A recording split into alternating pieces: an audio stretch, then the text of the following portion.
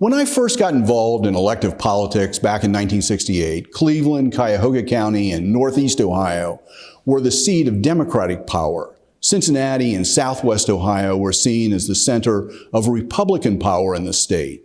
The city of Cincinnati, politics were a little more nuanced than county politics because the historic weakness of the Democratic Party until the late 1950s allowed the development of something rare in American politics, a sustained three-party system: Republicans, Democrats, and charter rights, the reformed third party.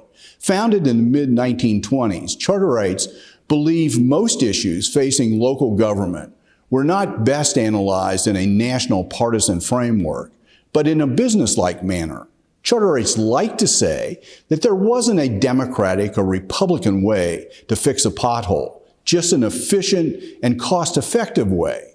The emergence of the charter reform movement weakened the Republican influence at City Hall, and the Republican Party responded by concentrating and controlling Hamilton County government, including the 3-member county commission, the 8 elected county-wide offices, and the judicial bench. To realize how much has changed in local politics over the last 25 years, just look at the transformation of Cincinnati City Hall and the Hamilton County Courthouse. In 2022, the 9-member Cincinnati City Council is made up by 8 Democrats and just 1 Republican, who is also the only member of council that was cross-endorsed by the Charter Committee. And over at the Hamilton County Courthouse, all 3 commissioners are now Democrats. 6 of 8 other countywide offices are held by Democrats, and the Democratic judges are now competitive for both the municipal and the common pleas court benches. What happened? First, between 1990 and 2020, Hamilton County lost over 36,000 residents, while 3 southwestern Ohio collar counties around Hamilton County added 266,000 residents, including many migrants from Hamilton County. That has resulted in the percentage of African Americans in Hamilton County increasing from 20 to 26%, and inside Cincinnati from 38 to 42%. Those demographic shifts have broadened the base of support of Democrats in the city of Cincinnati and Hamilton County, and buttressed the strength of Republicans in the rest of Southwest Ohio and Northern Kentucky. A second factor has been the maturation of African American involvement in public life.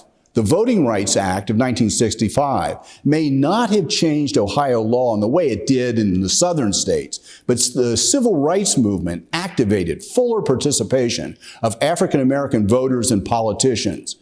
As more African Americans ran for office, Bill Mallory Sr., Bill Bowen, Dwight Tillery, Mark Mallory, Odell Owens, Alicia Reese, and others, more black citizens became active in politics. That made it increasingly difficult for the white business power structure to impose its will without engaging with minority members of the community. These demographic shifts are tracked every 10 years by the census, something I always paid attention to on Newsmakers.